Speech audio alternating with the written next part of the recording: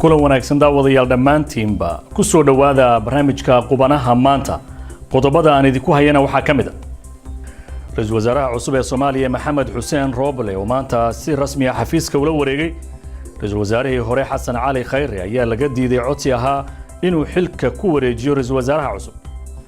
madaxweynaha Soomaaliya Maxamed Cabdullaahi Farmaajo oo ka hadlay doorashooyinka dadban ee Soomaaliya ay galayso wadahadaladii Soomaaliya iyo Somaliland iyo waliba saxaafadda madaxa bannaan ee Soomaaliya qodobadaas iyo sheekooyin kale ayaad ku daawan doontaan barnaamijkeena qubanaha maanta aan ku bilowna ra'iisul wasaaraha cusub ee Soomaaliya Maxamed Xasan Roble oo toddobaadkii la soo dhaafay ee golaha baarlamaanka ee Soomaaliya ansixiyeen ayaa maanta xafiiska la wareegay ra'iisul wasaare Roble ayaa xilka kala wareegay Mahdi Maxamed Guleed oo haasi hayaa xilka ra'iisul wasaaraha warar ay VOA heshay ayaa sheegaya in ra'iisul wasaarihii hore ee Soomaaliya ee xilka laga qaaday Xasan Cali Khayre uu codsaday inuu isagu xilka ku wareejiyo ra'iisul wasaaraha cusub balse codsigaasi uu hirgeli waayay qoraal uu soo saaray shalay ayuu ra'iisul wasaarihii hore Xasan Cali Khayre ku sheegay in sida waafaqsan dastuurka iyo shuruucda dawladnimo uu diyaar u yahay inuu xilka xafiiska ra'iisul wasaaraha uu ku wareejiyo ra'iisul wasaaraha cusub laakiin ra'iisul wasaaraha cusub Roble iyo guddiga qabanqaabada xafladda xil wareejinta ayaa iska indhatiray baaqa uga yimid ra'iisul wasaarihii hore Xasan Cali Khayre ee ahaa inuu isagu xilka ku wareejiyo ra'iisul wasaaraha cusub ee Soomaaliya Maxamed Xuseen Roble ayaa xafladdii xil wareejinta ee maanta ka sheegay inuu soo magacaabi doono khabiir dhinaca sharciga oo baaris iyo dabagal ku sameeya tacadiyada jinsiga ee lagula kaco haweenka iyo caruurta madaxweynaha Soomaaliya Maxamed Cabdullaahi Farmaajo ayaa xalayto markii ugu horeysay waxa uu dadweynaha uga jawaabay su'aalo ku saabsan doorashada Soomaaliya wadahadaladii Soomaaliya iyo Somaliland iyo waliba qaabka ay dawladdiisu ula dhaqanto saxaafadda madaxa bannaan madaxweyne Maxamed Cabdullaahi Farmaajo ayaa su'aalaha qaar diiday inuu ka jawaabo halka kuwa kalena uu sheegay inuu mar kale ka jawaabi doono warbixin umurta ku saabsan waxa inoo haya Maxamed Bashiir Cabdiraxmaan madaxweynaha Soomaaliya Maxamed Cabdullaahi Farmaajo ayaa xalay markii ugu horeysay ka qayb galay madal su'aalo lagu weydiiyay oo ka dhacday gudaha Villa Soomaaliya madashaasi oo uu soo qaban qaabiyay Maxadka Raas ee fadhigiisu yahay magaalada Muqdisho madaxweyne Farmaajo ayaa ugu horeyn dib u dhac ku tilmaamay doorashada dadban ee Soomaaliya ay galayso isagoo sheegay inay xal u arkeen xaqiiqatan qaabka hadda aan dib ugu noqonay waa dib u dhac laakiin de waxaad kala dooranaysaa wax adag wax dhib badan iyo wax fudud markaad kala dooranayso waa sahlantahay laakiin laba shay oo dhib badan markaad kala dooranayso wax sahlan ma aha marka inaan kala dooranno dalkii inuu kala tago oo mushkilad siyaasadeed iyo khilaaf siyaasadeed uu bilaabo oo shisheeye inuu soo dhex galo iyo nooceennii jacburka ahaa inaan iska wadanno aanna iswadanno oo garba haysaysanno waxay ila muuqatay marka jacburkeennii ilaan weligeenba waa dad baneene dowladdeenna xitaa iska dadban tahay 4.5 baan nahay inaan dadabkeenni iskaga soconno intaan kala lumi lahayn oo aan kala tegi lahayn marka waa wax wanaagsan ma aha laakiin waxay noqotay xal madaxweyne Farmaajo ayaa dhalinyaro badan oo Somaliland ka soo jeeda oo kulankaasi ka qayb galay waxa ay wax ka weydiiyeen arrimaha Soomaaliya iyo Somaliland Farmaajo waxa uu sheegay inaanu jiri karin waxa uu ku tilmaamay kala go' laguna qasban yahay in la midoobo wuxuuna dhinaca kale siyaasiyiinta labada dhinac ku eedeeyay inay iyagu yihiin kuwa dadka kala goynaya dawlad Afrika ka tirsan oo la kala goonaya ma jirto maxaa yeelay Afrika oo dhan yaa fragile ah haddii la kala gooyo Afrika oo dhan baa kala tagaysa saas darteed waa ku khasbannahay inaan midowno inaan isu imaanno waqti waa naga lumay waa dhab inta ay maqan yihiin annaga waxbaa naga maqan wax muhiim ah yaa naga maqan iyaguna ma istaagi karaan annaguna ma istaagi karno xaqiiqatanna waxaa kala haya waxay tahay madaxda iyo siyaasiyiinta kala haya ummadda shacabku waa dad waala ah wax dhibaato ah oo ka dhaxeeya ma laha waxaa loo baahan yahay madaxdu inay isu yimaadaan iyagoo u daneynaya mustaqbalka carruurtooda iyagoo u daneynaya madaxweyne Farmaajo ayaa dhinaca kala qiray in dawladdiisu ay ka gaabisay wadahadallada ay la lahaayeen Somaliland balse isaga dhinaciisa ay ka go'an tahay in xal la gaaro annaga miyaa ka mas-uulah in la baajiyo kulamadii aan u ballanay waxaan oran karaa labada dhinacba annaga qaybteenna waa qirayaa waa ka gaabinay sababtaan uga gaabinana waxaan galnay election iyo buuq kalaan galnay siyaasadeed marka taasaa qayb ka ah inaan ka gaabinno laakiin mid ogaada anigu waa iga go-anta runtii waa iga go-an tahay ma aha wax siyaasad iyo election lagu galo waa ka weyn tahay waa masiir Soomaali weeye waa mustaqbal Soomaali weeye madaxweyne Farmaajo ayaa diiday inuu ka jawaabo su'aal ku saabsanayd matalaadda baarlamaanka Soomaaliya ee gobolada Sool iyo Sanaag iyo halka ay doorashadoodu ka dhacayso su'aasha rooda ee ka hadashay Sool iyo Sanaag iyo electionkeeda roodo su'aashaadu waa adagtahay kama jawaabi kar raaligow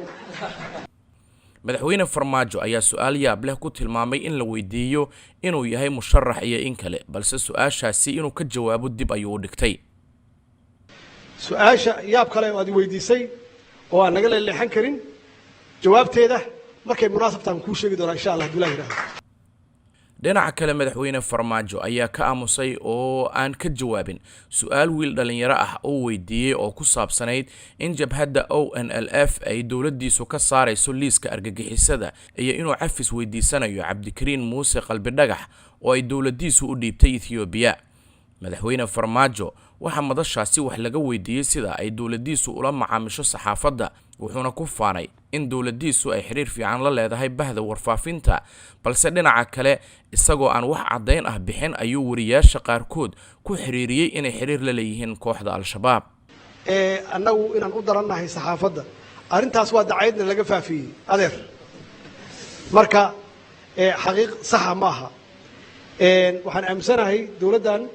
inay aad uga shaqaysay wada shaqaynta tooska ah iyo maxaan ku raahdaa wada shaqaynta suxufiyiinta waa dhab weeye dad waxaa jira suxufiyiin u eg laakiin aanan ahayn suxufi waxaa laga yaabaa inaysan aqoonteeda lahayn iyo khibraddeedii khaldaad badan oo aanan caadi ahayn ay iska galayaan ama waxaa laga yaabaa qaarba inay meelo kale ku xiran yihiin ay shabaab ka mid tahay oo ay shaqo ku jiraan oo ay ka shaqaynayaan sidii ay dhibaato iyo khalkhal u abuuri lahaayeen madaxweyne Farmaajo ayaa su'aalaha la weydiiyay waxa ka mid ahaa kuraasta 13 ah ee gobolka Banaadir laga siiyay aqalka sare iyo sida taa loo waafajin karo dastuurka dalka Farmaajo waxa uu sheegay in qaybta siyaasadda ee arintaasi la dhameeyay isla markaana uu guddoonka labada aqal ee baarlamaanka iyo maamulka gobolka Banaadir uu u sheegay in ay galaan farsamadii ay isku waafajin lahaayeen kuraasta iyo dastuurka dalka si kastaba ha ahaatee madaxweyne Farmaajo oo intii uu xilka hayay ka baaqsaday in su'aalo adag laga weydiiyo arrimaha dalka ayaa ka qaybgalkiisii madashii xalay waxay muujinaysaa mid uu ugu diyaar garoobayo doorashada soo socota inkastoo aanu weli ku dhawaaqin inuu yahay musharax iyo in kale maxamed bashiir cabdiraxmaan VOA Washington dhinaca Somaliland madaxweyne Muuse Biixi Cabdi ayaa markii ugu horeysay ka hadlay xubnaha ka soo jeeda Somaliland ee la sheegay in ay ka mid noqonayaan baarlamaanka Soomaaliya ee lagu dooranayo magaalada Muqdisho runtii ereygaasi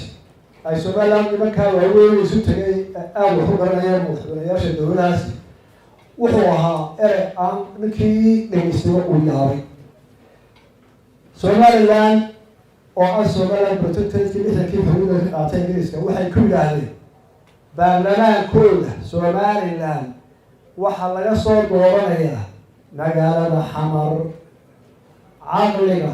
iyo hogaaminta Somaliland iyo cidda mustaqbalkooda mataleysa waxaa laga daaraa Muqdisho su'aasha waxaa weydiinaya kuwii soo jeediyay masaasay tala ka noqotay ma doqoniina ma cadaawad baa arrintaa bahadaraha loo qaado waxaa kaloo la yaab leh dadka Somaliland oo dhan oo ahaa dadkii xorriyadda qaatay 1960kii oo kowdii iyo wada dowladda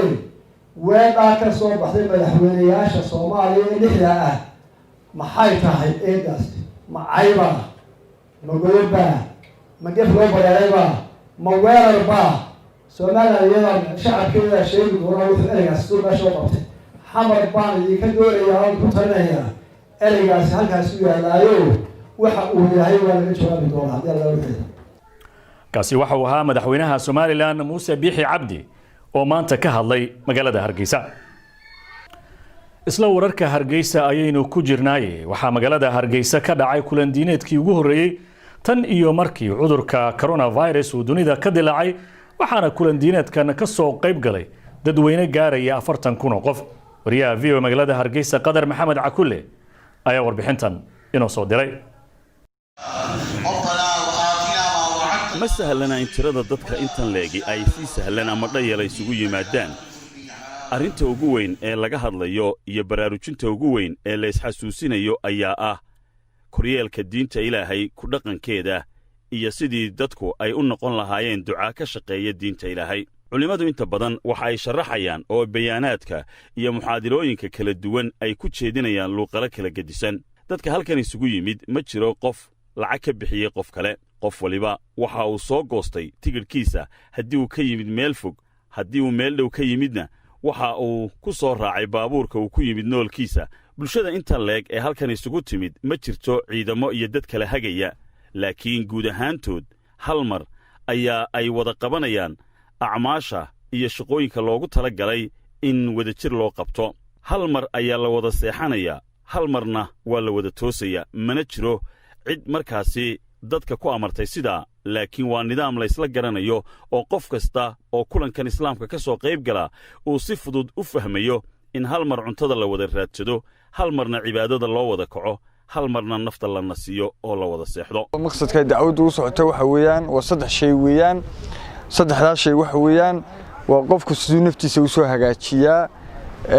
walaalihiina u soo baraarujiyaa juhdigii nabi maxamed cali salaatu wasalaam u soo nooleeyaa saddexdaas shay baa meeshan loo yimaadaa saddexdaas shay markuu qofku fahmo isaga ayaa soo waxa weeyaan kii qayilayay kii khamriga waday mid walbana halkiisa lagu boqonayaa oo laga soo kaxanayaa waayo dacwadana waxa wax ku wadaa qofka daatiyan loo nicmaayo waxa la nacayaa wuxuu ku dhex jiro isaga nafsiyaantiisa loo nicmaayo baraarujintu waxa ay sawirro ka bixinaysaa qiyaamaha qabriga geerida iyo xisaabta Ilaahay waxaana ay dadka ku baraarujinayaan culimadu inay u diyaar garoobaan diyaar garowga rasmiga ah iyo imtixaanka dambeeya xalliyaal wax adduuna iyo wax kale oo la isugu yimid inama jira qof waliba inuu aakhiradiisa uu sii shaqeysto wax ka qaato oo qalbiga qoysto ayaa la isugu yimid iyo digri iyo itikaaf in lagu itikaafo halkan wax kale oo la isugu yimid oo adduuni ma jirto waana tuyna wada sugaysa dhammaanteen qof walba looga baahan yahay inuu ku xisaabtamo oo aakhiradii iyo adduunkii labadii isku wado Qadar Maxamed Cakulle qumanaha VOA Hargeysa ugu dambeyntiina wadamada Armenia iyo Azerbaijan ayaa isu diyaarinaya dagaal weyn kadib markii iska hor imaada culus uu ka dhex qarxay ciidamada militariga ee Azerbaijan iyo waliba koox gooni u goosatay reer Armenia dagaalkan ayaa waxa la sheegayaa inuu keenay qasaare nafeed oo shacab iyo militariba ay ku waxyeeloobeen waa isku dhici ugu xumaa ee tan iyo sanadkii 2016 dhex mara Azerbaijan iyo Armenia oo uu ka dhaxeeyo muran dhuleed oo salka ku haya gobolka Nagorno-Karabakh ayaa waxa uu caalamku aqoonsan yahay inuu ka tirsan yahay Azerbaijan hase yeeshee waxaa degan dad Armeniana oo doonaya inay goostaan waxaana taageera Armenia khudbad uu shacabka uga jeediyay telefishinka ayaa madaxweynaha Azerbaijan Ilham Aliyev waxa wacada ku maray inuu guul ka gaari doono ciidamada Armenia hogaamiyaha gobolka Karabakh Ayarik Haratyanan ayaa waxa uu sheegay inuu soo rogay xukun military una amray in qof kasta oo caafimaad qaba uu isu diyaarinayo adeeg military Armenia ayaa goor sii horeysay waxay sheegtay in Azerbaijan ay soo weerareen deegaano ay degan yihiin shacab ayna ku dileen haween iyo caruur wasaaradda gaashaaniga Azerbaijan ayaa waxay sheegtay in ay bilowday weerarka hortagisa oo isaga caabinayso dhaqdhaqaaqyada dagaal ee Armenia kuna xaqiijinayso badbaadada shacabka haatan haddii aan jaleeco wararkii ugu dambeeyay dhinaca ciyaaraha kooxda kubadda cagta ee Leeds United ayaa guushii labaad oo horyaalka wadanka Ingiriiska goor dhaweyd gaartay waxayna ka badisay kooxda kubadda cagta ee Sheffield United kooxda kubadda cagta ee Leeds United ayaa labadii toddobaad ee kan ka horeeyay waxaa tiro isla eg oo goolal ah marna iyadu ku guuleysatay marna lagaga badiyay waxaana haatan kooxdan oo muddo 16 sano ka maqnayd horyaalka wadanka Ingiriiska ay u muuqataa koox ku sii nagaan karta horyaalka haddii ay dardartan sii wado. dhinaca iyo haddii aan jaleeco wadanka Talyaanigana kulan aad u xiiso badan ayaa habeenkii xalay ahaa goor dambe waxa uu dhex maray kooxaha kubadda cagta ee Fiorentina iyo Inter Milan. labadan kooxood ayaa waxa ay ku kala baxeen 4 gool iyo 3 oo guushu ay ku raacday kooxda kubadda cagta Inter Milan. sid mudan kooxda Inter in labadii daqiiqo ugu dambeeyay ciyaarta ay 2 gool dhalisay kuwaasina ay guusha u keeneen. dhinaca kale kooxda isku magaalada ka dhisan yihiin ee AC Milan ayaa 2 gool iyo waxba waxa ay ku dharbaxday kooxda kubadda cagta ee Bologna. ciyaaryahan Zlatan Ibrahimovic oo u muuqda xidig aan gaboobaynin ayaa 2 gool u dhaliyay kooxda kubadda cagta ee AC Milan. dhinaca ciyaaraha kubadda kolayga ee wadanka Mareykanka haddii aan jaleecana kooxda kubadda kolayga ee LA Lakers ayaa 10 sano markii ugu horeysay waxa ay u soo gudubtay ciyaarta kama dambaysta ah ee NBA-da. ciyaaryahan LeBron James ayaa habeenkii xalay ahaa wacdaro dhigay waxa uuna muujiyay weli in ciyaartiisa aanay waxba iska bedelin isagoo ciyaaryahankan muddo 17 sano ka ciyaarayay horyaalka NBA-da ee wadanka Mareykanka. kooxda kubadda kolayga ee LA Lakers oo ka soo guuleysatay kooxda Denver Nuggets oo habeenkii xalay ahaa ciyaaryahanka ay ku dhaarato uu dhaawac ka soo gaaray walow ciyaarta uu dheelayay. haddana waxay kooxdu sugaysaa ciddii soo badisa kooxaha Boston Celtics iyo Miami Heat oo ciyaarta kama dambaysta ah ay fooda isku dari doonaan. waa hagaag inta ayaan ku soo gabagabeynayaa guud ahaanba barnaamijkii qubanaha maanta. inta aynu mar kale dib u kulmi doono waa dhammaan baabahda qubanaha idila sida iyo nabadgelyo.